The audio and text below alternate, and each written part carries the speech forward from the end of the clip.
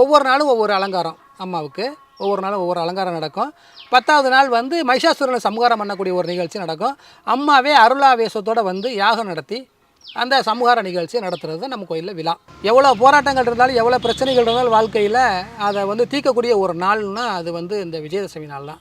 எல்லா அசுரன்கள், பிரச்சனைகள், கோளாறுகள் எல்லாத்தையும் அழிக்கக்கூடிய நாள் வந்து இந்த 9 நாள் அம்பாளே விரதம் இருந்து அழிக்கக்கூடிய ஒரு நாள் வந்து இது தாங்கய்யா. பக்தர்களுக்கு வந்து இந்த இடத்துல எப்படின்னு கேட்டீங்கன்னாக்கா, எல்லாருக்கும் ஒரு ஆடை ஒன்று கொடுத்துருக்கோங்க ஐயா, பச்சை கலரில். அதுதான் அம்மா சொன்ன ஆடை, பசுமை. அன்னையின் அருளே அகிலமெல்லாம் பரவ, தாயின் அருளால் தரணி எல்லாம் செழிக்க.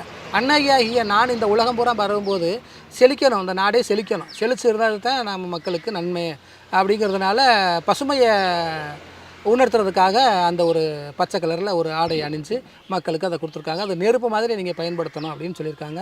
வரக்கூடிய பக்தர்கள், தொண்டர்கள் அதை பயன்படுத்துகிறாங்க. அந்த ஆடையோட அம்மாவுக்கு தொண்டு செய்கிறாங்க, தொண்டர்களாக இருக்காங்க ஐயா. சரிங்க. உங்கள்